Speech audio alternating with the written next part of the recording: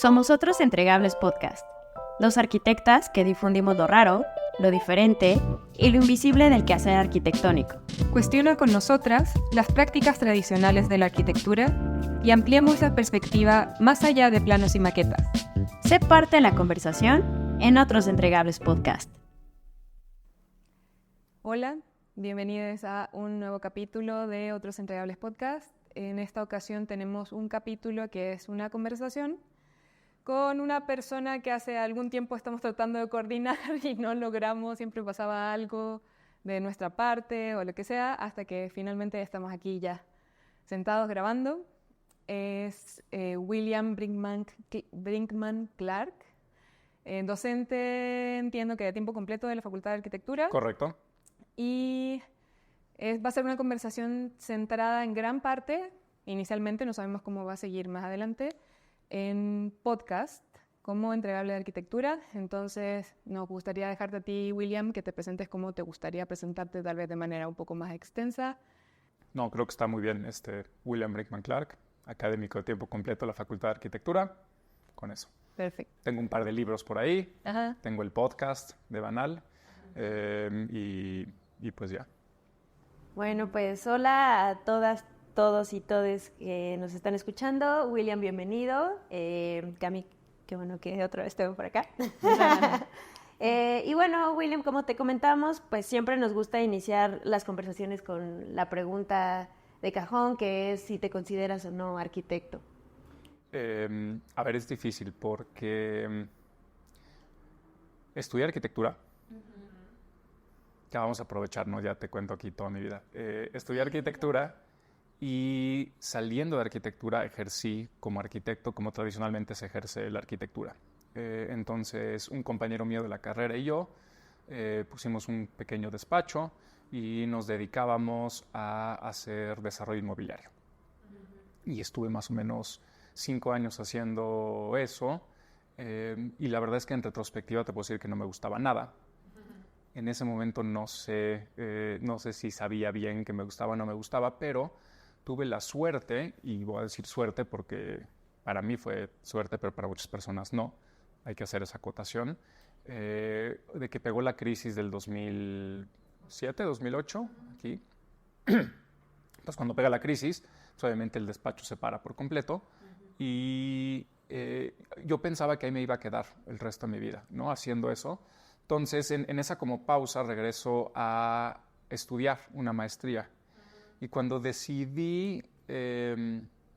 cuando me tocó decidir en qué estudiar la maestría, en ese momento pensé en estudiar en algo que me gustara y no necesariamente en algo que tuviera que ver con el trabajo, ¿no? Que de por sí ya es una elección rara, lo sé, pero eso decidí.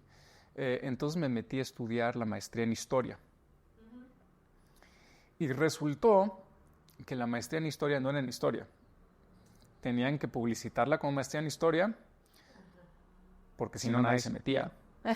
Pero en realidad era una maestría en ese entonces, porque ha cambiado, una maestría en filosofía de la historia y en teoría de la historia. Aquí en la UNAM. No, en la Ibero, porque, o sea, por lo mismo, yo estaba trabajando, qué puedo hacer, que sea mi tiempo, etcétera, etcétera. Y entonces ahí me metí a la maestría de historia y la mitad o más de las clases eran sobre filosofía de la historia y teoría de la historia. Ay, qué increíble. Yo sin saberlo. Y tomándolas dije, esto es lo mío. O sea, me encantó la clase de filosofía de la historia, me encantó la primera clase de teoría de la historia, tengo que agradecerle muchísimo ahí a Alfonso Mendiola, que fue mi profesor, a Vergara, que fue mi profesor, gente increíble, que se dedica a eso y que era algo muy, muy de nicho en México, por eso no lo podían publicitar así. Y quedé fascinado. Entonces, un poco después de eso, empecé a hacer las dos. Empecé a dar clases mientras todavía trabajábamos. Y lo que más me gustaba era la parte de la docencia, de estar dando las clases, de escribir. Publiqué mi primer artículo por allá del hijo, no sé, qué será, 2011, 2012 tal vez. Y me atraía cada vez más. Hasta que un momento tuve que decidir, entonces decidí mejor dejar por completo la práctica profesional tradicional de arquitectura y me metí a el doctorado en la facultad. ¿Y ella fue en filosofía? Pues fue a través de la Facultad de Arquitectura, porque es muy difícil una vez que entras a un programa de doctorado dónde hacerlo. Y tuve la gran suerte de que la doctora Gema Verduzco como que entendió de dónde venía y el tipo de doctorado que quería hacer yo, de doctorado que tenía que ver con filosofía y arquitectura y cosas muy raras. Por eso te digo que le agradezco, me dejó hacer la tesis que yo quería hacer, o sea, que confió en mí, me permitió traer a mi propio tutor, porque platicamos y vimos que en la facultad no había nadie que pudiera llevar el tema como lo quería llevar yo. Me lo permitió la doctora Verduzco y pues me lo eché. Y desde ese entonces hasta ahorita es lo que hago, ¿no? Entonces, ¿soy arquitecto? Pues sí y no. Porque realmente a lo que me dedico es a escribir, a investigar, a dar clases y bueno, obviamente el podcast y otros medios de divulgación, que también fue lo que encontré. Tenía cierta empatía con alumnos y alumnas, entonces se me facilitaba divulgar cosas o hacer cosas complejas, tratar de hacerlas un poco más digeribles. Y entonces por ahí empecé. En realidad toda la parte de medios empezó porque me invitaron 2 exalumnos a la radio. Bueno, Y entonces, no, a Radio Ibero. Yo estaba en la UNAM de tiempo completo y me hablaron 2 alumnos, exalumnos míos del Ibero de hace mucho, y me dijeron, hoy tenemos un programa en la radio en la mañana, en Radio Ibero, y nos gustaría que vinieras una vez a la semana a hacer lo mismo que hacías en clase con nosotros, pero en el programa. Y con Ricardo y con Daniela, también queridísimos, les mando muchos saludos, si es que escuchan esto, que lo dudo. Y entonces ahí empezó lo de medios. Y también como que le encontré cierto cariño a la parte de comunicar. Y pues ya, entonces, desde entonces hasta ahora es básicamente lo único que hago. Entonces, cuando dices como arquitecto sí, pero no, es porque ahí encuentras una diferenciación entre como la práctica tradicional lo que te hace arquitecto y lo no tradicional lo que te hace no arquitecto, o cómo, por qué esa división. A ver, yo se los preguntaría a ustedes.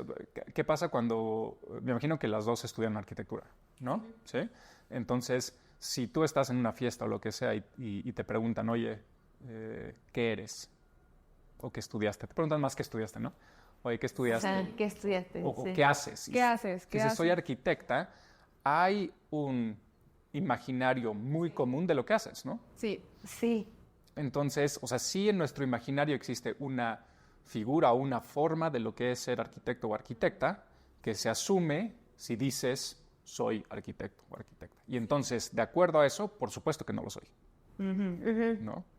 Entonces, por eso es como sí y no. Lo platicamos el otro día con quien fue mi tutor de doctorado. Grabamos un episodio de podcast de otro podcast que se llama Háganle como puedan. Y surgió la misma pregunta, pero más difícil, porque es si me preguntan si soy filósofo, si lo puedo decir o no. Y a mí me causa mucho, me causa mucho estrés. O sea, yo siento que no lo puedo decir porque no tengo propiamente la formación desde principio hasta fin, ¿no? Y como que me calmó un poco José Luis. José Luis me tutó y me dice, a ver, o sea, esto no tiene que ver con si estudiaste los 14 años de filosofía, sino tiene que ver como con un modo de ser, de pensar las cosas, de practicarlas, de entender el mundo. Y entonces eso tiene que ver con si eres o no filósofo, si la haces o no la haces. Y entonces la arquitectura creo que es un poco a lo que van ustedes, ¿no? Es decir, si hacer arquitectura es solamente hacer un proyecto que pueda construirse, ni siquiera que se construya, ¿no? Que tenga posibilidades de construirse, pues entonces no soy arquitecto. Pero si tiene que ver más con una cosa que podemos entender como pensamiento arquitectónico, que además está muy cercano o está vinculado muy cercanamente a la filosofía o a un tipo particular de hacer filosofía, es decir, cómo piensas las cosas, pues entonces sí. Sí, es curioso, yo creo que también depende mucho quién te lo pregunte, ¿no? O sea, o en dónde te hacen la pregunta, porque, no sé, a mí sí, como dices, ¿no? En una fiesta, algo así, es como, ¿eres arquitecta? Sí, soy arquitecta y ya, ¿no? Porque es más fácil. Ajá, pues es fácil. Pero, por ejemplo, si voy a una obra y es como, ahí viene la arqui y viene el maestro y me pregunta cosas o así, yo creo que muy fácilmente renunciaría a que me dijeran, no, yo ni estudié eso. O sea, como que a mí ni me pregunte porque pues yo ya no me acuerdo de ciertas cosas y así, o sea, no tendría como tanta experiencia para, ¿no? También, no sé, o sea, en algunos foros creo que me intimidaría de decir, sí, soy arquitecta y hago ciertas cosas porque hay otras cosas, pero tampoco como en un foro de comunicación yo sería la más experta o en algo de curaduría, o sea, como que creo que va cambiando y depende mucho dónde y quién te lo pregunte también, ¿no? O sea, creo. Sí, o sea, no sé si vas como te encuentras en la calle con alguien, de repente estas conversaciones espontáneas que sale con alguien, no sé, vas en el camión o lo que sea y o sea, surge una conversación con una señora y ella te pregunta como qué hace, y, o sea, yo digo, sí, soy arquitecta, no le voy a decir, no, es que bueno, trabajo en esto y además la mitad de mi tiempo hago esto, la otra mitad hago esto y no, como ya, soy arquitecta, porque es más fácil, como tú dices, hay una construcción, como un imaginario de lo que es ser arquitecto, pero creo que gran parte, o sea, bueno, y eso es algo que también teníamos en algún momento, o cómo surge otros entregables, que es con varios de estos datos, que, bueno, uno puede como obviamente cuestionar de dónde salen estos datos, pero de los que se tiene contado como 300.000, algo así, arquitectos actualmente en México. Que son como 250,000 más de los que necesitamos, ¿no? Incluyéndome. Probablemente. Pero por eso nos dedicamos a otra cosa. sí, es que vamos viendo que es una parte muy importante la que no se está dedicando a construir porque no se necesita ya. Y entonces creemos que por eso igual surge otros entregables de tratar de ir viendo otras maneras en que distintas personas que estudiaron arquitectura se están dedicando a otras cosas, pero finalmente hay algo como de la formación que se permea y que sigue apareciendo de alguna manera. Es que si uno es crítico también de nuestro propio lugar dentro del ámbito de la arquitectura y lo que hacemos, pues yo diría que en la academia tenemos un gran problema que tiene que ver con eso. Más bien, somos gran parte del problema que ustedes mencionan porque al final del día enseñar o la enseñanza en la arquitectura en 2024 sigue siendo... como profesionalizante. No, pero olvídate de eso. Sigue siendo patológicamente similar a la enseñanza de la arquitectura hace casi 100 años, ¿no? Es decir, está todo orientado hacia los talleres, hacia construcción y proyecto, como si eso fuera el núcleo central y único de lo que significa ser arquitecto y como si todo lo demás fuera complementario. Entonces, cuando haces otros entregables, al final del día se entienden como secundarios a o complementarios a lo que es el núcleo de la arquitectura, que sería el edificio, ¿no? Y como dices tú, no es que no sea importante y en los últimos 6 años se ha hecho muchísimas cosas muy chidas en México en obra pública que antes no se hacían, entonces quizás necesitamos un poquito más de buenos arquitectos y arquitectas hoy que antes, pero todo lo demás tiene que ser entendible no como un complemento, sino como algo que puede existir con valor por sí solo y en sí, ¿no? Y eso a veces se nos complica y digo, todo este choro que me he hecho es porque en la escuela tenemos una gran parte de la responsabilidad de eso. Es que es muy difícil también salirse de eso, o sea, hay como un programa que seguir, o sea, ¿qué pasa si en el curso que estás dando no cumples con los objetivos que hay que cumplir o con los contenidos que hay que dar? O sea, todo eso de la formación de arquitectura, igual es un tema que es difícil, o sea, entiendo como lo que dices, que somos parte de ese problema o tenemos una responsabilidad grande en el momento que estamos siendo parte de esa formación que como perpetúa ciertas prácticas o ciertas maneras o contribuye a afianzar el imaginario de arquitecto de manera más tradicional. Pero, no sé, me gustaría en ese sentido y de manera tal vez más curiosa, preguntarte, porque sé que en tus clases son un poco más del área de teoría y entiendo que también tratas de traer temas como de la cultura pop a las clases. ¿Cómo, o sea, esa decisión es parte de eso, de cuestionar como lo que se tiene que enseñar en arquitectura o de la formación del arquitecto? A ver, voy a echarme otra historia larga otra vez, pero está Dale, buena, sí. Prometo que está buena. A ver, yo al principio la manera en la que siempre pensé dar clases para que fuera algo valioso para los y las alumnas, pero también para mí, es tratar de siempre estar vinculando lo que des en clase con por supuesto, por un lado el temario que tienes que dar, pero por el otro, todo lo que te esté generando curiosidad a ti como docente en ese momento. O sea, lo que estás investigando, lo que estás leyendo, etcétera, etcétera, pero también lo que está pasando, cultura pop, noticias, etcétera. Entonces es una labor difícil porque tienes que como que tejer todas estas cosas en una clase y mis alumnos y alumnas te dirán, a veces sale y a veces no, ¿no? A veces acaba una clase y les digo, no, y ellos así como, no hizo sentido nada aquí. Pero si lo haces así, la vida como docente es increíble, porque es renovación constante. La práctica es increíble porque lo estás atando con cosas que están sucediendo. Y para mí, personalmente, siento que los y las alumnas les gusta más, aprenden más, entienden más, pero no sé, puede ser chaqueta mental mía, ¿no? Eso es, según yo, lo que pasa. Ahora, en ese sentido, yo empecé a dar clases en el 2009, 2010, o sea, ya llevo ratote. Yo me acuerdo los primeros, pues básicamente hasta hace como 3 o 4 años, yo les decía a los alumnos y a las alumnas, a ver, esta es una clase de teoría de la arquitectura, esta es una clase de filosofía de la arquitectura, y primer día yo les reconozco que esto probablemente, no les ayude en nada en su práctica profesional. O sea, no son conocimientos que se les va a demandar que tengan o no tengan si entran a un despacho común y corriente, o si salen a construir o a ser residentes, ¿no? O sea, si sabes o no sabes de historia, de filosofía de la arquitectura. Entonces les decía, entonces nomás tengan eso en mente cuando toman esa clase por los temas que les voy a dar.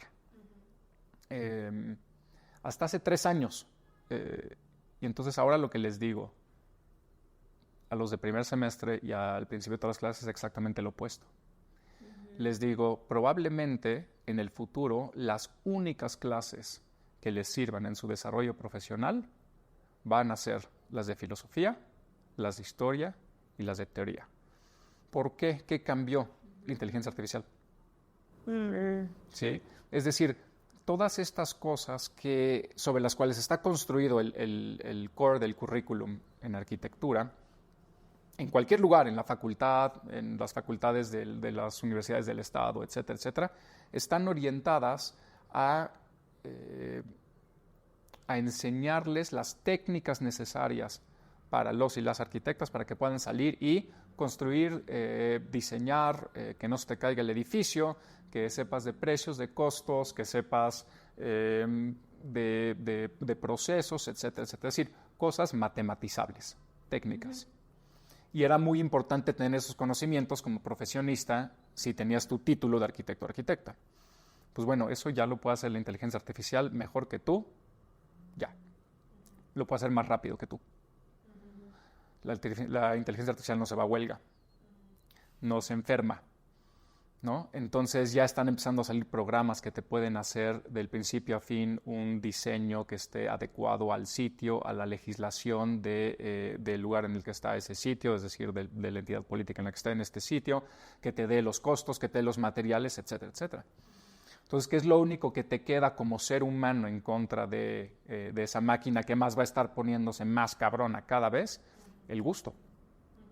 Y el gusto es filosofía, historia, referentes, cómo relacionarlos, cómo pensar, cómo entender la moda, cómo entender los cambios de estilo, las estacionalidades. Todo eso es por ahora lo único que no puede hacer una máquina. Y sin embargo, como decíamos, seguimos pensando en la arquitectura como lo otro, ¿sí? Como la técnica, como lo comprobable, como lo que puedo enseñar y tiene como cierta reproducción en el campo, ¿no? Entonces, hacia allá ahora se están orientando mis clases, los podcasts, yo espero mis libros, hacia cómo pensar ese lado y la importancia de todo ese lado que también se percibía como secundario. Sí, ¿No? sí. ¿Sabes de filosofía de la arquitectura? Sí, qué chido, ¿no? Pero, o sea, eres un arquitecto bien hecho y además sabes de filosofía. Ah, qué bien, ¿no? O construyes edificios altos y además eres bueno en la teoría. Ah, qué chido. Pero lo primero, el core, es esa parte como constructiva, técnica, ese saber como comprobable y compartible, que ahora sí está cada vez más en peligro. Porque incluso en algunas, o sea, yo he escuchado personas que hablan como no sé, de alguien que se dedica a teoría, historia, filosofía, docencia, es como, no fuiste lo suficientemente bueno para ser arquitecto de manera más tradicional. Sí. Pero creo que sí hay un punto importante en entender que gran parte de esas cosas, y ese va a ser un debate porque he escuchado incluso a otros docentes que hablan de cómo no, o sea, una persona va a ser la única que va a poder entender cómo llevar la normativa a un proyecto o cómo... Esa discusión yo creo que se da en facultades, pero No, pero es que espérame, perdón, y con respeto a quien te haya dicho eso es falso. O sea, no es ni siquiera una discusión. O sea, cómo llevar y aplicar la normativa. Ya hay chatbots que lo hacen. O sea, y les metes, pues, te leen, es como mi papá. Que Dios lo tenga en su vida, que como que no está agarrando bien el pedo de qué es esta inteligencia artificial. No están como un poquito hace 5 o 6 años, o no entienden cómo estas máquinas leen la información, la interpretan, etc. No son creativas, ¿no? Pero pues, ¿cuántos de los edificios son, entre comillas, creativos? O sea, es adecuarte a normas, límites estructurales, límites físicos, límites económicos, y todo eso es matematizable y todo eso es leíble e interpretable por un chatbot 1000 veces mejor de que lo puedas hacer tú. 1000 veces mejor. Sí, y un equipo de trabajo. Sí, y 1000 veces más barato. Aquí, yo no sé por qué cuando estabas contando todo esto, William, me vino a la cabeza una discusión que estuve teniendo el año pasado con una amiga. Se liga, va a parecer que no, pero de alguna manera creo que tiene que ver. Creo que tiene que ver con eso.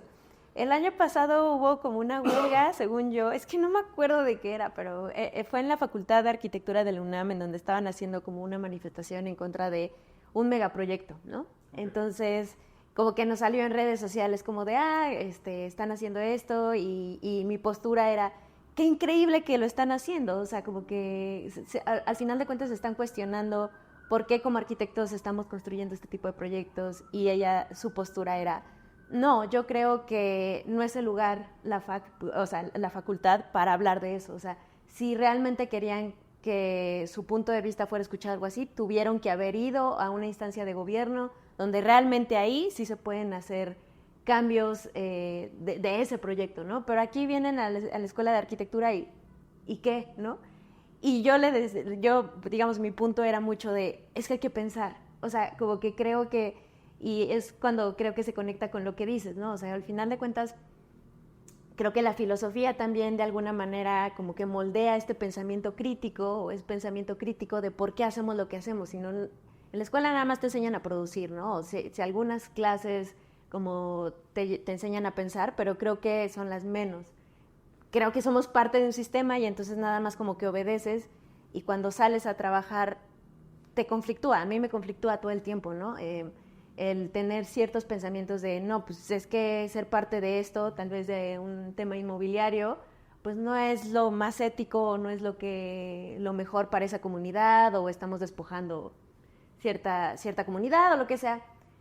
Y todo el tiempo está como ese conflicto, ¿no? De como ético y así. Y yo creo que sí es bien valioso que en las escuelas de arquitectura pues se siga teniendo este tipo de pensamiento, de cuestionamientos, porque si no, nada más vamos a estar sistematizando y nunca vamos a realmente pues tratar de hacer un cambio. Y si bien sí, o sea, ¿cuál es la injerencia de un arquitecto que está dibujando versus sí una persona que tome decisiones en el gobierno? Pero creo que si desde la academia empezamos a tener como estos cuestionamientos, probablemente en el futuro, cuando alguien de esa facultad llegue a tomar decisiones en el gobierno, se lo cuestione un poco más. O sea, ese es el valor que yo le veía, pero también entendía su punto. O sea, también decía, bueno, pues sí, la verdad el arquitecto no tiene como de repente tanta injerencia en esa toma de decisiones, ¿no? ¿Usted dónde estudiaron su licenciatura? En Chile. Pero en la Católica. ¿En la Católica? Uh-huh.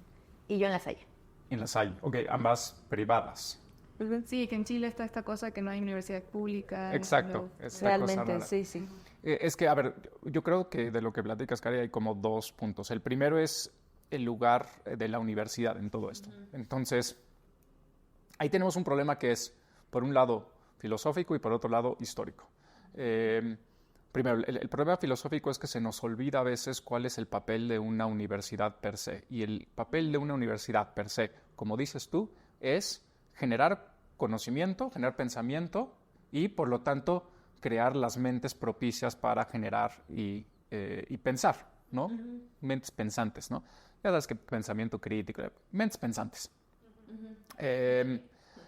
Ahora, ¿qué es lo que significa? Significa que filosóficamente hay otros lugares para, por ejemplo, la técnica, el Politécnico, las escuelas, que hay otros lugares que tienen que acatar ciertas demandas del mercado. La universidad privada. Pues una universidad privada no, aquí y en Harvard, pues no puede seguir existiendo si no está dándote, como dirían los gringos, bang for your buck, ¿no? O sea, estoy gastando, puta madre, no sé cuánto cueste estudiar arquitectura en Harvard, ni siquiera sé si tengan o no, sé que tienen maestría, pero no sé si tienen licenciatura, pero pues no sé, te echas 10 millones de pesos en una licenciatura, pues más vale que te reditúe comercialmente tu inversión, ¿no? La universidad pública no tiene esas demandas y no solo no las tiene, sino que para permanecer pública no debe de acatar nunca esas demandas y debe de ponerse en contra de ellas cuando el pensamiento o cuando la crítica te lleva a ponerte en contra de ellas. Entonces, ahí yo estaría contigo, por supuesto, que la universidad es el lugar para eso, tenga o no tenga un efecto en el mundo real. No sé si el lugar para hacer una manifestación, pero pues ya cada quien, ¿no? Pero sí es el lugar para que se produzca ese tipo de pensamiento y con lo que decíamos de la inteligencia artificial, ahora más. Sí. ¿No? Sí, por supuesto. Ahora, la segunda parte es que hay un problema histórico, por lo menos en México, y me imagino que en Chile hasta cierto grado debe ser igual, sin saberlo muy bien, que es que saliendo o empezando muy tarde en el proceso de modernización, y en particular en México, después del problema que para la modernización supone la revolución, como si fuera una interrupción, no estoy diciendo que sea bueno y malo, sino en un proceso de modernización, pues tú tienes una masa enorme de gente que requiere un tipo de educación específica que los gobiernos en ese entonces determinan que es una educación técnica, ¿no? Y entonces le empiezas a encargar a universidades públicas eso y la sociedad también se los empieza a encargar. Es decir, es tan grande la demanda de personas que tengan saberes técnicos para que puedan salir a hacer carreteras, edificios, museos, llevar agua a las comunidades y que al día de hoy no lo hemos terminado, ¿no? Hacer trenes, etcétera, etcétera, etcétera, que por un largo periodo de tiempo, aún la universidad pública como la UNAM o las universidades autónomas estatales, pues tienen que dar cuenta de esta demanda. El problema es, como dicen ustedes, es que la universidad es también un organismo lento, un organismo rígido, que a veces yo creo. rígido, porque al final del día la universidad también son sus personas, entonces pues yo no puedo llegar con alguien que entró a la universidad con esa mentalidad y de repente decirle, oiga, señor, ya, vámonos. ¿No? ¿Por qué? Porque usted ya no importa. Oye, no, o sea, esa persona importó durante mucho tiempo para el país, para lo que está haciendo, para lo que es la universidad y no puedo de repente decirle, lléguele. ¿No? Entonces los cambios son lentos en cuanto a este. Sí. El problema es cuando de repente llega un madrazo como inteligencia artificial, China, tecnología, etcétera, etcétera. Ahí es cuando empiezan a haber estos como momentos de crisis y creo que estamos a punto de vivir un momento así en la educación de la arquitectura. O sea, creo que ahí, o sea, como el punto que hacía de lo de Chile es que en Chile, bueno, toda la educación, o sea, como se concibe aquí en México, que la pública es la que se financia de manera, en algunos casos autónoma, o sea, bueno, funciona de manera autónoma, pero se financia a partir de impuestos de todas las personas que habitan y trabajan en este lugar. En Chile no existe, que ahí todas son de paga, en ese sentido.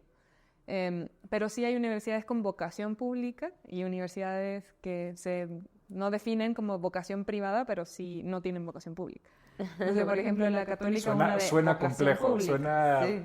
¿No? Incluso la Universidad de Chile o las universidades regionales que son, entre comillas, públicas, son estas como de vocación pública. Pero creo que igual pasa esto, que cuando son de vocación pública se supone que están mirando a la sociedad y tratando de resolver problemas sociales y no tanto de problemas como de la banca o de capital, ¿no?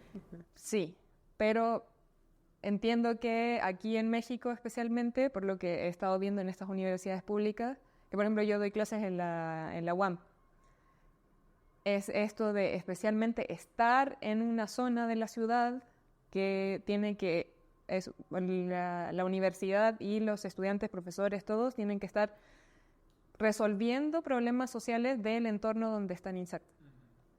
Pero ahora con lo que dices como que me hace más sentido el pensar la universidad pública en ese lado. Pero sí sigue siendo bastante, incluso los conocimientos tratan de que sean bastante como operativos para un desarrollo profesional tradicional. O sea, la investigación tiene que ser operativa para el proyecto.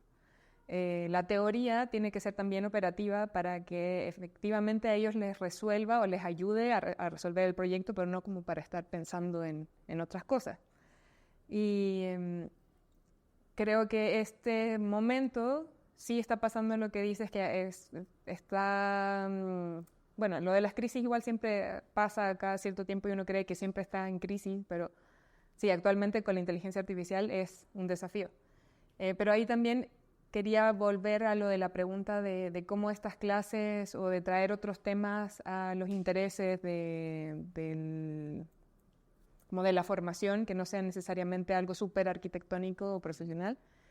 Entiendo que eso también va en lo que planteas en el podcast, en lo de banal, de tratar de llevar temas que pueden parecer muy serios a una conversación mucho más aterrizada, o sea, aterrizada en un ámbito más como masivo, digamos, no técnico, sino como conceptual o abstracto, sino que tratar de llevarlo a términos mucho más digeribles.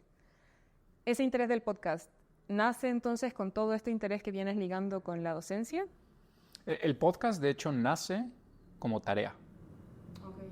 O sea, la idea original ¿Que te dejaron o que dejaste? Que yo dejé. O sea, la idea original del podcast era, antes de que empezara todo esto de la inteligencia artificial, etcétera, y justo con esto que les platicaba, que yo les decía, yo sé que esto no es algo que sea tu interés primordial, porque tú quieres saber calcular, diseñar y todo para salir a hacerlo.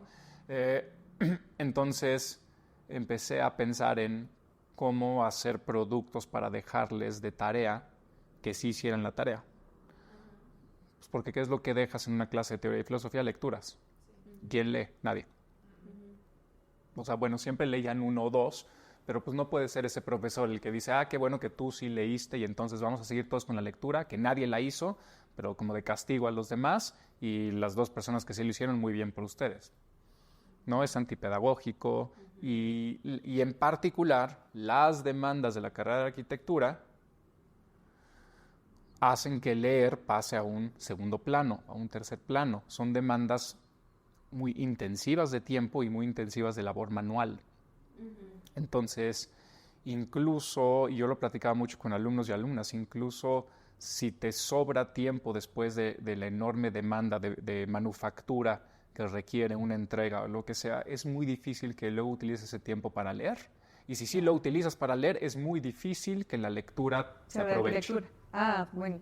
¿No? O sea, estás cansadísimo, lo que sea, y además al final del día sí es gente de 18 a 22 años. O sea, es gente que sí, que quiere vivir, quiere divertirse, quiere, ¿no?, tomar, drogarse, lo que quiera. Y entonces es muy difícil que ese pequeño tiempo que quedó para leer agarren el libro y realmente les aproveche. No está en mí juzgar si eso está bien, si eso está mal, si la sociedad se está yendo al caño, si la civilización se está cayendo porque no leemos. Eso no es mi responsabilidad. Mi responsabilidad es que en mi clase saquen algo, ¿no? Entonces se me ocurrió el podcast. Entonces al principio iba a ser eso, eran temas... ahora sí que como llaman en medios, evergreens, ¿no? O sea, que cualquier clase en este momento y en el futuro pueda decir, bueno, sobre este tema ya platicamos algo en Banal, entonces vayan a oír el episodio 32 y les va a ayudar a entender de lo que estamos hablando. Entonces así empezó, pero luego agarró como toda una vida propia, como sucede, y entonces ahora ya es algo como más general de, como lo mencionabas, a veces... temas actuales, a veces temas que me importan a mí, a veces películas, etcétera, etcétera. Y más vas experimentando y te vas dando cuenta qué es popular, qué es no popular, y si es medio triste. Por ejemplo, en enero hicimos una serie sobre política y estaba orientada específicamente a Generación Z, Entonces trajimos alumnos y alumnas de Generación Z para que platicaran con personas que supieran, etcétera. Eso estuvo lindo. Bueno, la audiencia se fue. No, ¿en serio? Yo ahí entré al podcast. La audiencia, mira, se fue al bote. Y apenas están regresando otra vez. ¿Y por qué crees que pasó eso? La gente no quiere oír de política. Y no que, bueno, por lo menos ese segmento que sí le gustaba oír banal, que le gustaba oír las películas, cierta filosofía, a veces pop, a veces densa, temas de coyuntura, que si la Rosalía en ese entonces y luego Succession. Cuando tratas de hacer algo de, oye, a ver, va a haber una elección importantísima, hagamos una serie sobre política, tratamos de hacerla digerible, conceptos específicos de política, qué es populismo, qué es democracia, cómo pensarlo, etcétera, etcétera, pues al tanque. No. Sí, entonces, pues bueno, pero es lo que estamos platicando. No, el chiste del podcast de Manal como de la universidad pública es, pues no porque la gente no le guste eso, no lo vas a dejar de hacer. Claro. ¿No? O sea, no es algo que se atiene a la popularidad. No es Call Your Daddy, o cómo se llama en el que acaba de ir Kamala, que es súper popular, sino call her daddy, call him daddy, call your daddy. Bueno, no es ese, o sea, no es un podcast hecho para que cada vez más gente oiga, porque eso, no debo decir que sea fácil de hacerlo, porque no es fácil. Pero la parte de qué temas tratar y cómo tratarlos sí es fácil. O sea, es muy fácil saber qué es lo que a la gente le gusta y qué temas hablar cuando a la gente le gusta, ¿no? Entonces esa parte es fácil si lo que quieres es simplemente más audiencia. Entonces, también el podcast está pensado un poco como la universidad pública. O sea, no es a huevo el ganar audiencia por ganar audiencia. Y ahí en el podcast, entonces, ¿qué dirías? O sea, entiendo que el vínculo finalmente es porque es parte de una actividad académica, pero ¿cuál es el vínculo que verías a tu formación como arquitecto con estar realizando una parte o tener una parte de tu práctica haciendo un podcast? Fíjate que ahí es muy interesante porque nos ha olvidado, pero si tú lees el texto fundacional, alguna gente dice de la teoría de la arquitectura, pero no es de la teoría de la arquitectura, es el texto fundacional de la arquitectura, como la entendemos, que es los 10 libros de Vitruvio. Mucha gente agarra muchísimo de ahí, que esto, que la belleza, que la función, que la construcción, que cómo hacer la puzzolana, muchas cosas, ¿no? Y tendemos a olvidar que desde el principio lo que está diciendo es, para ser arquitecto tienes que saber, y perdón que diga arquitecto, pero estoy diciendo arquitecto, ¿no? No está hablando las arquitectas todavía. Dice, tienes que saber de un chingo de cosas. ¿Sí? Y justo lo que está diciendo no es una técnica. Dice, no es saber construir. Y es por eso que hay la diferencia entre arquitecto en la Grecia antigua, y simplemente el que construye, el que tiene la técnica de construir. No me acuerdo bien cómo sale en griego, creo que es oikos teknai o algo así, es el que tiene la técnica de la construcción de la casa. No me hagan mucho caso, probablemente estoy diciendo una mamada. Pero hay una diferencia entre el arquitecto y el que simplemente construye. Y esa diferencia es que sabe de un chingo de cosas. Sabe de música, sabe de astronomía, sabe de historia. La historia es importantísima entonces y te explica por qué. Es que tú necesitas saber qué tipo de columna va en qué caso, y eso tiene que ver con la historia, y entonces se mete a hablar sobre las cariátides y sobre todo esta lección sobre la ciudad de Caria y lo que significa entonces que una mujer sea la que es una columna, ¿no? Es una advertencia, es muy interesante. Pero pues tienes que saber todas esas cosas, matemáticas, pero no matemáticas de 2 más 2 es 4, tienes que saber filosofía de las matemáticas, tienes que saber sobre lo que significa en términos matemáticos, músicos, la armonía, tienes que saber lo que significa en términos filosóficos, la simetría, tienes que saber todo. O sea, el arquitecto o arquitecta es, en la mayoría de la historia de Occidente, el güey, y ahora gracias a Dios también la morra, más redondeado que existe. Es el güey cagante en la fiesta que sabe de todo. Sí. Pero porque eso es lo que se requería para hacerlo. incluso en muchos de los estudios que se hacen sobre el hombre renacentista, sobre qué es lo que significa este nuevo ser humano que está surgiendo en el Renacimiento y que es un humanismo universal, pues la figura prototípica es la arquitectura. O sea, la arquitectura es la madre de todas las demás formas de ser artista, ¿no? O sea, de alguna manera todo pintor tiene que ser arquitecto, pero no todo arquitecto tiene que ser pintor, ¿no? Es ese núcleo. Y entonces es otra cosa que yo veo que deja de haber cada vez más en la enseñanza de la arquitectura, porque otra vez cada vez es más especializada, más técnica, etcétera, etcétera, por las demandas que sean, pero ya no se nos demanda saber de música, ya no se nos demanda saber de el equivalente de la astronomía, se nos enseña geometría sin enseñársenos la filosofía detrás de la geometría, ¿no? ¿Qué es lo que significa conceptualmente cada figura? Se nos ha dejado de enseñar todo eso y entonces, poco a poco, como decías tú, el podcast empieza a hacer algo también como para complementar esa idea, ¿no? Es decir, en la escuela te van a enseñar suficiente de arquitectura, pero no te están enseñando de política, no te están enseñando de películas, de arte, de cine, de literatura. Nada. Me falta literatura, ya hacemos muy poco de literatura, pero ahora que lo dices, tendríamos que hacer más de literatura. Entonces, se vuelve esa parte también y, como decías tú, en términos que todos y todas podamos entender. Y, por ejemplo, William, o sea, algunos episodios son de temas muy específicos, pero al final no siempre van ligados con la arquitectura, ¿o sí? Me encantaría decir que sí, pero no. Pero eso es algo bueno, ¿no? O sea, porque sí, es lo que digo, creo que... porque más no sé si les pasa a ustedes, pero ¿qué tanto se llevan ustedes, o sea, en su círculo de amigos y amigas, qué tanto se llevan con arquitectos y arquitectas? Yo no tanto. Yo a veces sí. Es que, ¿sabes qué? O sea, bueno, yo es que se no vuelve soy... muy como círculo de niño rata, ¿no? Ajá. O sea, se vuelve una cosa muy, muy... que solo saben hablar de eso y que que todas las pláticas tienen que ver con... que desde Sumter hasta lo que hizo no sé quién en Chiapas, en Pritzker, ¿no?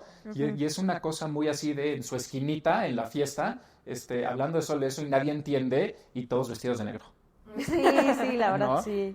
Sí, o sea, a mí me pasa que yo no soy de la Ciudad de México, ¿no? Entonces, como que los amigos que he hecho son más por el trabajo. Entonces sí son arquitectos. Entonces son más arquitectos, pero pasa que cuando los junto en mi cumpleaños, algo así, mis amigos no arquitectos y los arquitectos sí se ven como las dos bolitas. Claro. Y luego sí es como, ya que baba, ya están otra vez hablando y ya como que medio te vas y al final... Los que sí visten con color de un lado y los que están todos de negro vivos, como en funeral del otro lado. Sí. Sí, la verdad sí es bien curioso eso, pero creo que sí cansa. O sea, el punto es y es feo. La otra vez justo estaba como reflexionando esto, ¿no? O sea, como que cuando se te quitan los lentes de arquitecto, ¿no? O sea, como la otra vez estaba literalmente, o sea, como que te sigue ese pensamiento obsesivo, yo creo, de diseño, lo que sea, o sea, como ver proporciones, yo me subía a 2 camiones y estaba diciendo, bueno, ¿por qué este está mejor que el otro? Entonces veía la proporción de diseño y así, dije, no, ya tengo que parar, ya, o sea, me voy a concentrar en otra Pero ve cosa. lo que dices, es muy interesante, porque tú dijiste sí cansa. Sí. Pero idealmente, en el imaginario ideal de Occidente, él o la arquitecta debería ser esa persona que nunca cansa, nunca, porque justo es la persona con la que puedes llegar y decir, oye, es que vi esta película. Sí, hablar de lo que sea, ¿no? Y te dice, sí, también yo la vi, qué cabrón está, y esto, y esto. Y puede ser Emily in Paris, o puede ser, no sé, Tarkovsky, sí. ¿No? Que me encanta que Tarkovsky ya se ha vuelto el ejemplo como para cinema armador. Pero como está redondeado, puedes hablar de eso con un arquitecto, con una arquitecta, pero de música, pero de arte, tanto del MUAC como del Museo de Arte Popular. ¿Me explico? O sea, en el imaginario, eso es lo que era un arquitecto. Era como la persona que más querías en una fiesta. ¿No? Hijo, es que voy a invitar a mi grupo de, no sé, mi grupo de pintura y mi grupo de canasta. ¿A quién voy a invitar para que les una a todos? El mediador, no sé. A mi amiga la arquitecta. Porque pues a huevo, ¿no? Cari, es la que puede estar hablando con ellos y puede estar hablando con... ¿No? es que claro, eso era idealmente y no nos hemos vuelto eso, nos hemos vuelto en la persona que está en el camión y viendo esa proporción está chida, ¿no? Sí, o sea, viendo todo con lentes de matemáticas y poniéndole escuadra a todo, y eso sí es trágico. Sí, eso sí es trágico. o sea, igual es terrible eso que siento que nos estamos volviendo también esta figura de persona como que cree tener la razón y denosta ciertos comentarios de otras personas porque, o por ejemplo, o sea, si es relacionado con el espacio, la arquitectura, la construcción, es como, es que esta gente no sabe nada, no sabe de vivir, no sabe de habitar, no sabe lo que yo realmente sé. Pero me pasa con otras profesiones también, ¿eh? Bueno, sí. O sea, yo, por ejemplo, he tenido conversaciones con economistas, ya, es como pare. No, pero los economistas no cuentan porque son los brujos de nuestro tiempo. O sea, mis dos amigos economistas años después ya finalmente lo aceptaron, ¿no? O sea, ya finalmente aceptaron que no tienen ni puta idea de lo que están diciendo, ¿no? Sí. O sea, después de años y años de discusión ya lo aceptaron. Pues es que ya, o sea, después de lo que ha pasado los últimos 20 años, ¿no? Ya me dijeron, sí, a ver, somos adivinadores, no hay problema. Pero al final del día, pues los abogados y las abogadas, pues tienen la ley, ¿no? Es decir, hay una cierta rigidez. Y los doctores, yo creo ¿no? que también. Los doctores es pues sí, brother, pero si no te mueres, ¿no? O sea, quieres platicar sobre que si el cáncer te da o no te da, pues sí, pero yo te lo quito, ¿no? Y si vas a meterte pastillas de la Pachamama, te vas a morir. O sea, hay cierta certeza en lo que dicen y pues bueno, sean mamadores.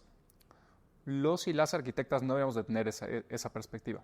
Sí, no, especialmente porque... en la cosa del espacio que tú decías, porque más lo sabemos que la percepción del espacio no es una ciencia, y mucho menos la construcción del espacio.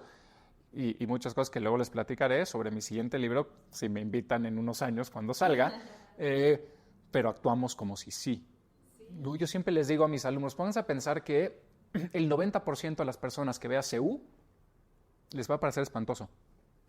Y tú eres la única persona que tiene un cierto adiestramiento, y es lo que es, adiestramiento visual y conceptual para ver un edificio modernista, para ver la facultad de ciencias y decir, no mames, qué belleza, las líneas, los pilotes, Le Corbusier aquí, y luego la pasada y la piedra volcánica. El otro 90% de la gente va a decir, no mames, está espantoso, está grafiteado, está viejo, está roto, se está cayendo, está roto. Si 3 tacones no puedes pasar por la piedra. Está sin vida, es algo como que no tiene vida. A mí dame colorcito, dame plantas, dame luz, etcétera, etcétera, etcétera. ¿Luces de neón? Sí, por eso te digo que están mal, que yo estoy mal en eso. ¿Y sabes qué? Ellos y ellas tienen razón, no nosotros. Sí, claro. Sí. Ellos y ellas tienen razón, no nosotros. O sea, lo que se ha confirmado en los últimos 50 años es que quien tenía la razón era el barroco. ¿Sí? Que es por mucho en la historia de la modernidad la corriente estético-artística política pues más peluceada, ¿no? Sí. Así de, incluso la palabra la utilizamos como adjetivo peyorativo, ¿no? ¿Qué barroco está eso? Y esos güeyes son los que tenían la razón. O sea, sí, el barroco era el que tenía razón, y la modernidad y el neoclásico y la sobriedad y las líneas y el brutalismo, no. Sí, incluso la historia de la arquitectura, bueno, al menos a mí de barroco fue así, casi que una clase y ya. Sí, así de que no podemos desperdiciar nuestro tiempo en esto, ¿no? Sí. Sí, o sea, creo que a mí eso es lo que yo he estado notando tal vez igual, o sea, en general mis amistades, sí tengo amistades como de arquitectura, pero las que no son de arquitectura como que de alguna manera igual tienen que ver con temas espaciales, creo que al final igual estoy medio metida en eso. Pero sí son amistades como de ciencias sociales, o sea, sociología, antropología, algo de filosofía también, y que son bastante críticas, o de geografía, bastante críticas con este rol de el arquitecto, arquitecte como mamador. O sea, no saben de lo que hablan y ahí sí, están. Que la gente no sabe vivir. O sea, yo le voy a enseñar a habitar. Y con todo esto, me acuerdo mucho de los comentarios cuando pasó esto al inicio del sexenio de AMLO, con todos estos financiamientos a la autoconstrucción. Obviamente es un debate que hay que tener, pero sentía que muchos comentarios eran como, es que le van a dar dinero para que hagan sus construcciones que no tienen sentido o que vivan de la manera que no hay que vivir.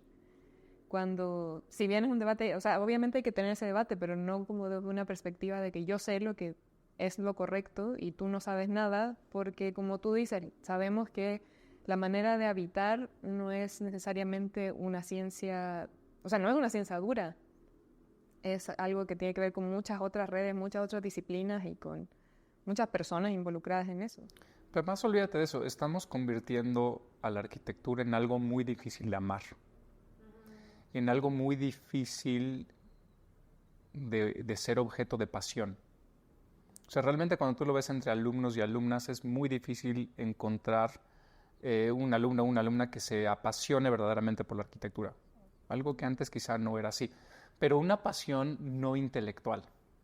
O sea, una pasión no de erigirme en el centro de un saber que nadie más sabe, porque eso no es bonito, y tú mismo lo dices, eso no es pasión, eso es gatekeeping, ¿no? Pues yo ahora yo sé más que los demás. Esas personas normalmente no son felices, no tienen esta pasión bonita, al contrario, están en la esquina, en la fiesta, no viendo a todos y nadie sabe lo que está pasando, solo yo sé lo que está pasando, no solo yo conozco la verdad.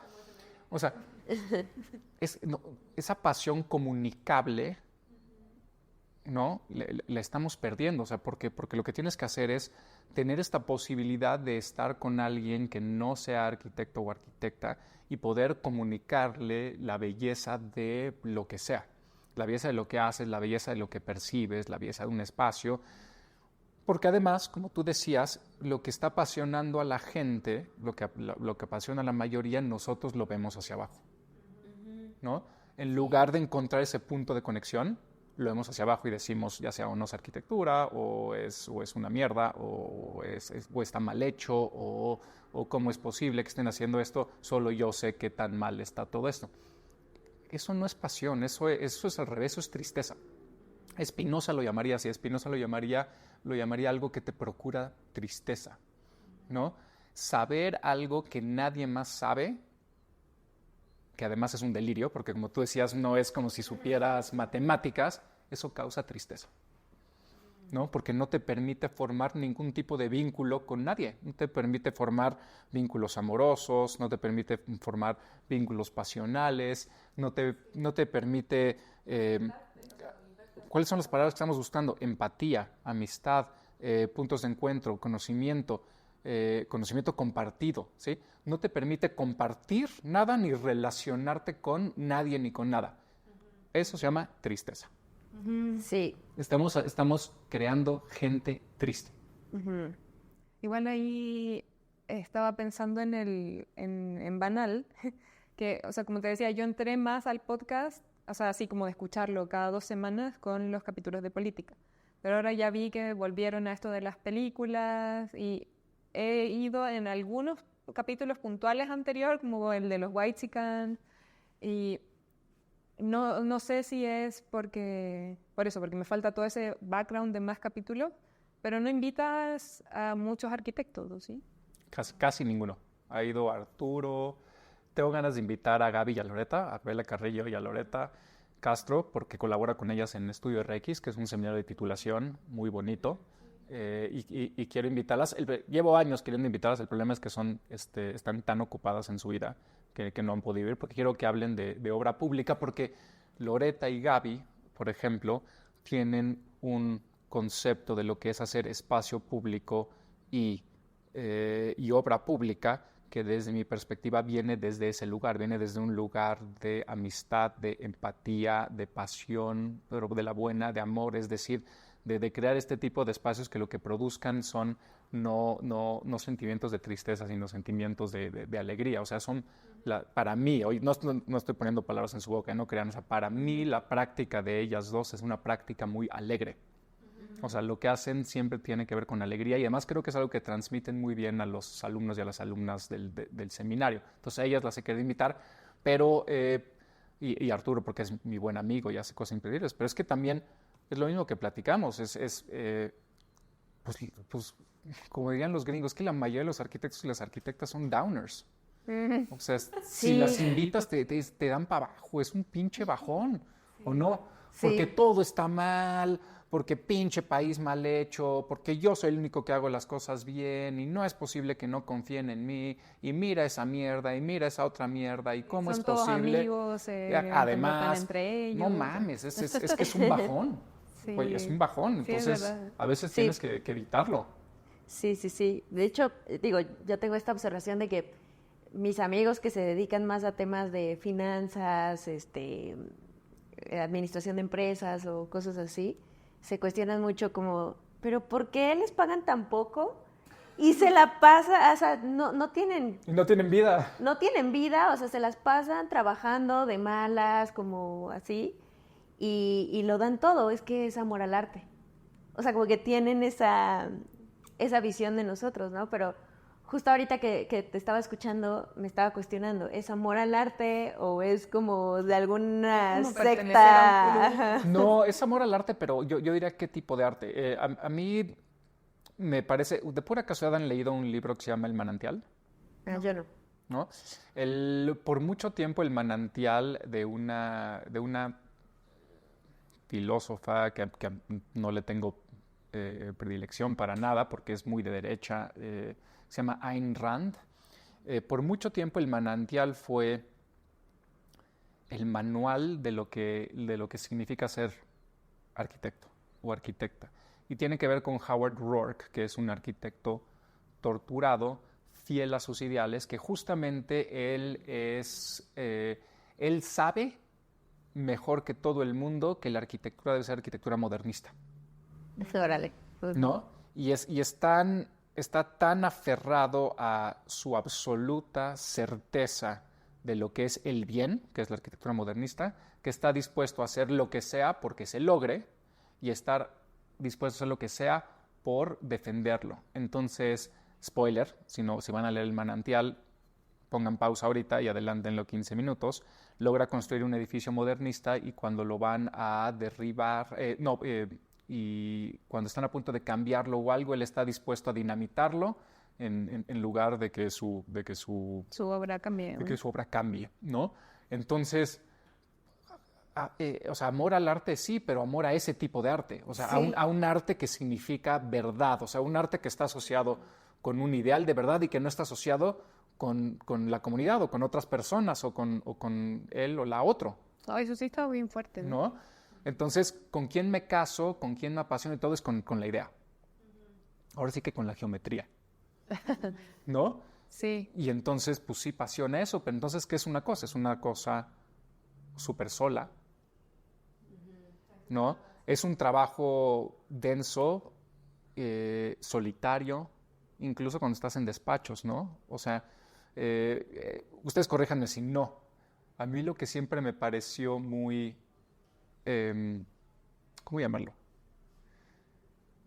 Muy sintomático de la arquitectura es como en los despachos no se respira ese goce del godinato. No, ¿Ubican o ¿qué no? es eso? ¿Qué es como eso, mal William? ¿Qué es el visto. gozo del godinato? O sea, cuando trabajas en cualquier otro lugar, el godinato es algo que por supuesto se detesta, pero se está- goza. Sí, Ajá. o sea, los viernes de chilaquiles, que salir Exacto. temprano y ir a Y la cantina. Y a mí me parece Ajá. bellísimo, ¿no? Y entonces la gente ve el godinato, es como, los godines, pero en realidad hay un Sí, goce sí. en el godinato que para mí es envidiable, porque tampoco lo hay en la academia, ¿no? Pero es Sí, súper porque es envidiable. Y es eso, y es el topper, y es la cantina, y es la tanda, Voy a la tiendita. y es una relación muy como extraña entre los pares, pero que es muy bonita.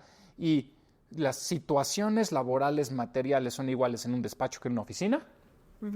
Y sin embargo hay más vida, hay más vitalidad. Y fíjate lo horrible que es esto. Estás diciendo que hay más vitalidad en un corporativo que en un despacho de arquitectura. No, que, o sea, me ¿No? parece muy interesante eso, porque Está sí, cabrón. Camila ya hizo una tesis en su... así, de eso. Había estado en oficinas como más pequeñas, o sea, y muy así como muy seleccionadas las personas que van a trabajar y que el ambiente de oficina es como nadie escucha música, todos con sus audífonos, Ay, sí, nadie como puede hablar. funeral. Y y hay como una especie de orgullo de estar en esa oficina, porque como que te seleccionaron para estar en esa oficina. Claro. Pero luego empecé a trabajar en una oficina que era como un intermedio, pero era lo más corporativo en lo que he estado hasta ahora. Y era una oficina donde solo había un piso de arquitectos, el otro piso era de abogados, contadores, o gente que se dedica a costos. Y ese piso era 1000 veces más vivo que en el que estábamos los arquitectos. Pero solo el hecho de estar en una oficina o una empresa, que en ese caso sí era como empresa, sí se vivía eso de como un ambiente más godín y de el topper, en la hora de la comida todos nos sentábamos a comer y se estaba hablando de cualquier cosa que no era arquitectura y eso era lo que era agradable, todos riéndose. También tiene esta parte como de que se burlan entre ellos, mucho albur también, pero en oficinas de arquitectura siento que Pero es porque todo también más... eran más hombres. Sí. Bueno, eso es otra cosa. No, pero... y también tiene que ver con que en un despacho de arquitectos son puro arquitecto y puro arquitecta. Pues eso necesariamente reduce esa el tipo vitalidad de conversación porque, y esa parte compleja de un organismo, ¿no? En un despacho de lo que sea. Pero de nuevo, ¿cómo es posible que sea más feliz un corporativo que un despacho de arquitectos? Pues, o sea, no es culpa del despacho, o sea, no es culpa del espacio físico, es como ¿no? del mindset O sea, de... tienes que sustraer, ¿no? Entonces, pues a ver, si no es el espacio y no son las sillas y no son las computadoras, pues nomás nos queda una parte en la ecuación, son los y las arquitectos. ¿No? Qué Sí, interesante. O sí, sea, eso sí está cañón. No hay de otra. Y tiene que ver con esto, ¿no? Es una pasión y un compromiso, sí, pero ¿con qué? Oye, William, y cambiando un poquito de tema, ¿te ha tocado en estos capítulos de podcast estar con alguien o conversando con alguien que literalmente tiene la opinión contraria a ti? Y si sí, ¿lo haces seguido? O sea, invitar a alguien que piense súper diferente a ti. Sí ha sucedido. Pero a ver, lo que pasa con Banal en particular, y que te voy a ser honesto, es algo que a mí no me gusta, porque no era la idea original, pero no he encontrado cómo no hacerle, a ver si en el futuro podemos cambiarlo, es que cuando tú invitas a alguien y eres tú y esa persona, entonces es muy difícil que no se vuelva una entrevista, Sí. es difícil, y la otra es que al final del día tú sí estás invitando a esta persona, entonces es tu huésped. Sí, sí, Y hay que existir. hay que ser hospitalario, Sí, ¿no? confianza. Y entonces, si dicen algo con lo que no estás de acuerdo, pues no te puedes poner a discutir con tu huésped, o sea, lo invitaste a tu casa. Entonces, lo que tienes que hacer es abrir la mente y pues preguntarle para tú aprender más sobre lo que dice, ¿no? O sea, tal vez no estoy de acuerdo, pero pues bueno, a ver, esta es tu postura, yo quiero aprender sobre lo que dices, entonces sigues haciendo las preguntas o llevas la conversación de tal manera que sea. Si algún día alguien expresara una opinión que fuera racista, que fuera homofóbica, que fuera clasista o lo que sea, pues entonces sí se le diría, oye, perdón, pero esto no es el lugar, ¿no? Pero no ha pasado, digamos, No ha pasado. hasta ahora. No ha pasado. Como grabamos de vez en cuando y como se trata de hacer como un ambiente muy, muy familiar, entonces le decimos, di lo que quieras, lo que te venga a la mente y si después quieres que lo cortemos, lo cortamos. Entonces a veces estás diciendo chistes y así puede salir algo que dices, oye, no, mejor no. No porque esté mal, pero porque la banda está de la chingada, ¿estamos de acuerdo o no? Entonces siempre van a encontrar algo que criticar, que quejarse, etcétera, etcétera. Entonces mejor es no dar pie a esas cosas, pero ha pasado poco. Pero al final del día ese sí es un problema del formato podcast cuando son dos personas. Es cómo lo hago para que no sea entrevista. Ahora, de vez en cuando sí hay gente que sabes, esta persona agarra el pedo. Entonces esta persona le puedo llevar la contraria, le puedo preguntar, le puedo decir, no, a ver, no, y se va a armar chido. Ajá. Pero ustedes lo saben mejor que yo, son los menos casos. O sea, ¿no? creo que se dio bastante en algunos capítulos de lo de política, ¿no? O sea, que traían así como al jefe de campaña de no sé qué, o sea, recuerdo algo así, como que había un chico, porque aparte era, o no sé si era en Banal o en Derecho a Debate. Fue en Derecho a Debate. Ese estuvo bueno, sí, porque venían de los dos lados. De los partidos. Ajá. Pero bueno, ahí siento que era más tomar un rol como, bueno, habla tú y ya, o sea, no te involucraste tanto, ¿no? Es muy difícil. Hay maneras de hacerlo que tienen que explorarse. Por ejemplo, yo creo que entre ustedes es más fácil porque son dos personas. Entonces ustedes, por ejemplo, pueden tener episodios en los que solo hablan ustedes dos y entonces se puede dar ese tipo de cosas, o que si invitas a alguien más se puede dar una triangulación que se permite más al debate, pero es difícil. Es difícil lograrlo sin ser una persona de la chingada, ¿no? O sea, sin ser...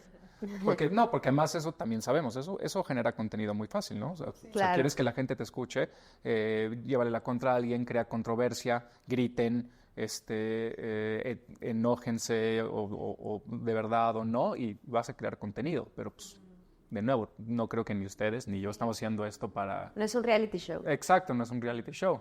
Es que es muy fácil, o sea, es muy fácil hacer la casa de los famosos. Claro, sí. Es muy fácil. Digo, es prueba y error. No quiere decir que si yo hago la casa de los famosos mañana me va a salir. Sí. Pero si hago la casa de los famosos 6 veces, si me dan la confianza de la casa de los famosos 6 veces, con diferentes famosos o con diferentes casas, ¿no? La mansión de los famosos y luego la palapa de los famosos. La cabaña. Y luego la cafetería de las famosas y el hotel de las famosas. Uno va a pegar y va a ser una sensación. Que ese ¿no? de la Casa de las Famosas también tiene una historia interesante. O sea, como que es de estos de Endemol, algo así. Que... ¿Lo de Gran Hermano o no? Que son los de Gran Hermano. Pero eso también viene desde un estudio académico que se trató de hacer de unos psicólogos de qué hace la gente cuando los pones en... Bueno, nada, viene como desde un estudio Sí, claro. como que tiene ahí cosas que ahora, bueno, ya se volvió otra cosa, ¿no? Pero... ese es mi límite inferior. O sea, yo veo todo, pero ese tipo de reality, ahí es donde yo ya digo, ya no.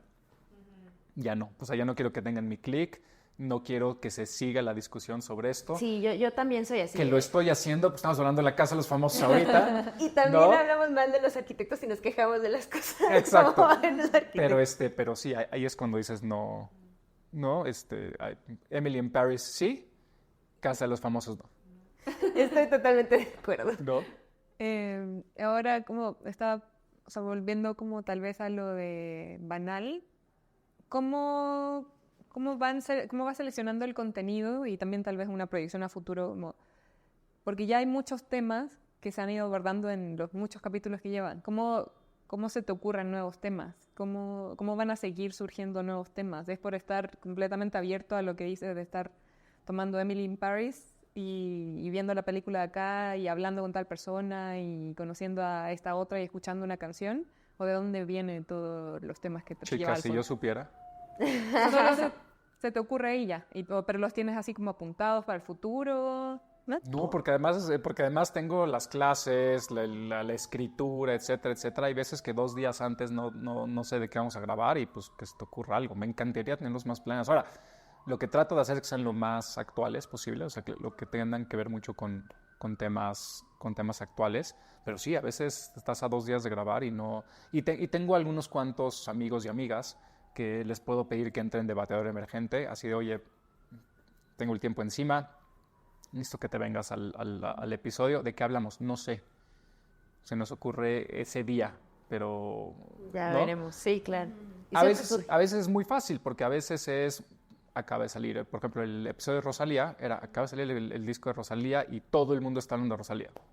Vamos a hablar de Rosalía, ¿no? Entonces, a veces es muy fácil. Pues política fue fácil y mira, nadie lo escuchó, pero pues oye, esto es un momento importantísimo, necesitamos hablar de esto. Entonces, es muy poco planeado. A veces suena planeado, es muy poco planeado. Y hacia el futuro piensas como seguir haciendo lo mismo, que sea más espontáneo, o sea, que sea como la esencia del podcast, que Sí. sea que se va ocurriendo ahí en el momento. Sigo buscando maneras de hacer justamente lo que decías tú, que pueda ser algo que siga siendo banal, pero que sea un poco más denso, aún con más carnita. Y de nuevo es muy difícil por la parte de los y las invitadas, porque si no las conoces, no sabes hacia dónde va a ir, no sabes si se va a dar, si se no va a dar, si le quiere entrar. Entonces todavía andamos pensando ahí en qué podemos mejorar o cómo podemos cambiarlo. Pero por ahorita tiene como una vida solita que está chida. Tratar de recuperar algo de la audiencia que se fue hablando de la política, ¿no? Pero sí. Oigan, a mí me gustaría preguntarles, o sea, como a ambos, en este ejercicio del podcast como entregable, o sea, ¿qué significa para ustedes el podcast, no? O sea, como esta actividad de grabar, o sea, como que, no sé, digamos, para mí sí es no sé, a mí me da vida. O sea, en serio que, o sea, como del trabajo, que nada, como que no tengo tanta agencia, por ejemplo, en cierta toma de decisiones, o que de repente me puedo posicionar éticamente de otra manera. Como que para mí el podcast es esa liberación de genuinamente tener más agencia, de compartir con gente y escuchar, como de saber las cabezas de otras personas, cómo piensan, cómo relacionan su vida personal con su día a día, con su quehacer. A mí me parece como una experiencia, les digo, para mí es como liberador y es algo muy, muy rico, diferente, o sea, sí es un entregable, digamos, para mí desde de la arquitectura, pero para ustedes, ¿qué significa? No sé si es como como, no sé, como esta fuga de repente de cosas, tal vez de la academia, ambos o algo así. Vas tú primero. Ok. No, para mí igual es como, o sea, me encanta. Es que me gusta mucho conversar. Y el podcast, creo que también por eso hemos tratado de que el podcast siga siendo algo no tan estructurado, porque es mejor ir fluyendo con la conversación, conocer otras experiencias, y que en parte, si bien seguimos siendo arquitectos, y ya criticamos todo lo que implica como estar conviviendo entre arquitectos y arquitectas, conocer a personas que no se dedican al trabajo de oficina tradicional, creo que igual te saca un poco de ese mundo triste o un mundo muy cerrado. Y te ayuda igual a ir conociendo como otros temas, y el conocer otros temas como que dispara la curiosidad ayuda como a conocer otras cosas, a mantenerte más viva al final. O sea, creo que para mí ha sido fundamental el seguir con esto, porque creo que hay que seguir teniendo este espacio que no te baje. O sea, como que siempre llegar al podcast, llegar a grabar es como, ya, al fin, ¿qué vamos a hablar hoy? ¿Qué va a pasar hoy? Y siempre son cosas nuevas.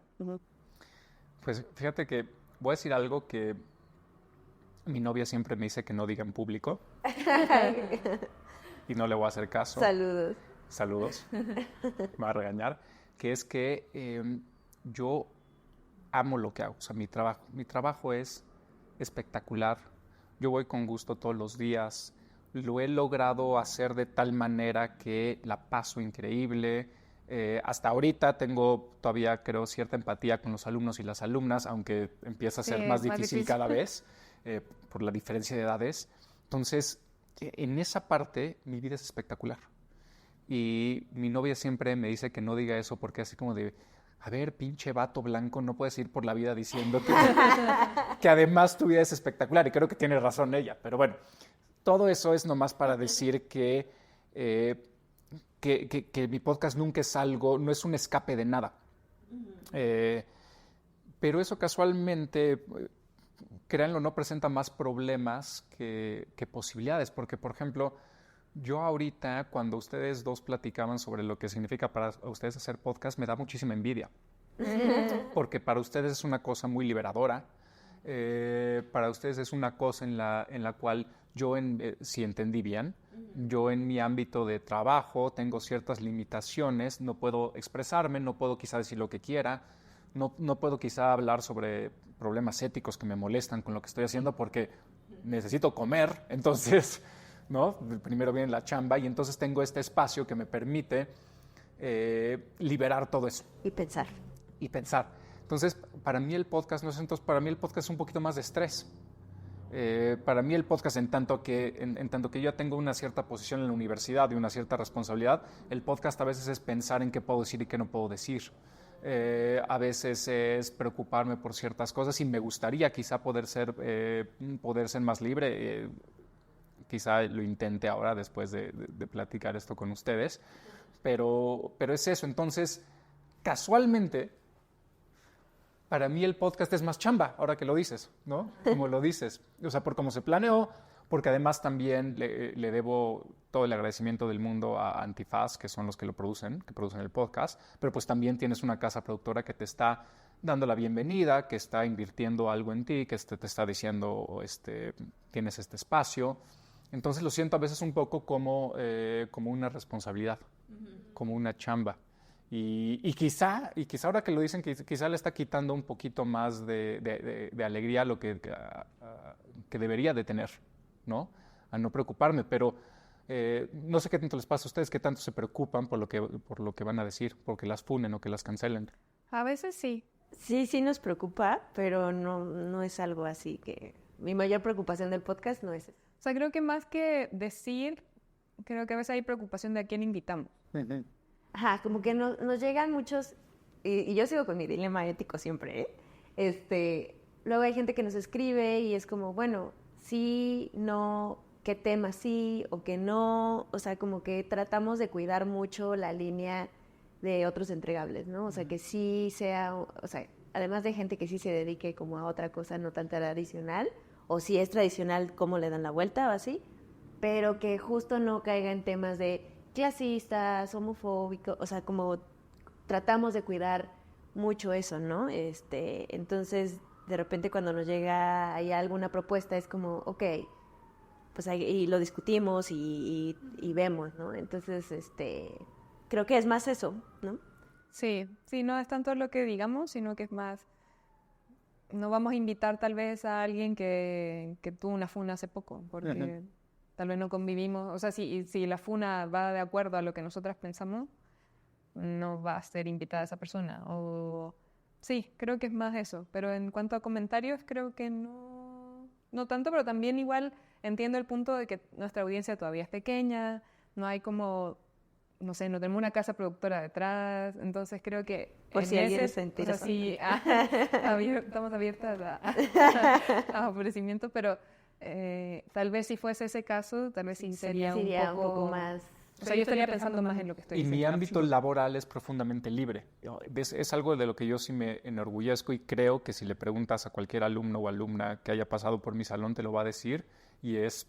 que aquí sí, o sea, en el salón, sí hay absoluta libertad de decir lo que sea, incluyendo comentarios que pueden ser funables, siempre y cuando, o sea, estés abierto a analizar por qué dijiste lo que dijiste, por qué crees lo que crees, o sea, que se diga lo que sea, y yo también me siento con esa comodidad, ¿no? Decir lo que sea. A veces estoy hablando en clase y se me sale una mamada y me doy cuenta y les digo, oigan, perdón, me acabo de dar cuenta de esto. O les digo 2 clases después, hoy estaba pensando y esto tal vez no está tan chido, entonces me disculpo, ¿no? Pero entonces hay mucha libertad ahí, y fíjate que no siento la misma libertad en el podcast, que tal vez debería. Creo que mi teoría es que va a llegar un momento, no sé cuándo, pero en el que dices... a la verga, ¿no? Fuck it. Fuck it, y ya nomás te pones a hablar y pues si la cagas, pero pues mejor eso que seguir con cierta cautela, ¿no? Creo que ya tocamos bastante de los puntos que queríamos tocar. Y Check. Y en honor al tiempo, si alguien quiere contactarte o alguien quiere escuchar tu podcast, ¿cómo te contactan? ¿En qué redes? ¿A qué cuenta? Entonces el podcast se llama Banal. Casualmente hay que decir que es con B de burro, porque a veces a la gente le falla, entonces Banal con B de burro, de banalidad. Está en todas las plataformas, Spotify, Apple. Al parecer existen otras que no son esas dos. Hay gente que lo oye en Google Podcast. Ahora está en YouTube, ahora se pasó en automático a YouTube. En YouTube no tenemos. No, pero sí, o sea, si lo tuvieron en algún momento en Google Podcast, creo que se hizo la migración automática. Mira, creo. Yo tampoco sabía eso. Yo tampoco. Ya hasta ahorita caminando. También hay una cosa que se llama Amazon Podcasts, al parecer. No sé. Creo Creo que sí, me ha salido como algo de publicidad. Pero bueno, nosotros... Estamos en todas esas. Varias personas nos han pedido que hagamos video, pero no sé, es como, no sé. Y en redes estoy en Instagram como william.brinkman y en Twitter, me rehúso a decirle X, nunca le diré No, X, yo tampoco. como @williambrinkman. Y sí, o sea, todo el mundo que me escribe le respondo. Si me mientan la madre, les digo, chido, ¿no? Cada quien lo suyo, pero estoy a sus órdenes para lo que necesiten. Y en la facultad, porque la facultad al final del día es de todos y la facultad es puerta abierta, entonces siempre les digo que cualquier persona puede caer en cualquier momento a una clase y es bienvenido o bienvenida. Vamos un día a su clase. Ay, sí. Ahorita estamos en una muy chida que a mí me está gustando mucho, no sé si a los alumnos y las alumnas, que es relacionar la autoconstrucción con las películas de Quentin Tarantino, en la medida en la que Quentin Tarantino, pues básicamente es un autoconstructor. Ok. O sea, nunca estudió absolutamente nada, entonces él construye películas y sus narrativas y todo a partir de memorias, referentes, o sea, es autodidacta y de alguna manera hace autoconstrucción. Entonces ha salido, creo que hasta ahorita está chida la clase. Ah, súper bien. ¿En qué días tienes en la clase? Miércoles a las 10 de la mañana, Va. en la Ok. facultad. Está. Cáiganle a la Pepita Saizo. Ah, ok. Sí. Va. Buenísimo. Pues nada, William, la verdad es que fue una plática súper amena. Yo me quedé pensando, y que siempre me pasa, la verdad, o sea, como haciéndome preguntas y reflexionando lo que hablamos aquí. La verdad es que me siento muy contenta de que hayamos conversado y esperemos que no sea la última. Sí. Cuando quieran, aquí estaré. Muchas gracias por la invitación. Gracias por Y venir, mucho gusto. gracias por la conversación y nos vemos en un próximo capítulo de Otros Entregables Podcast.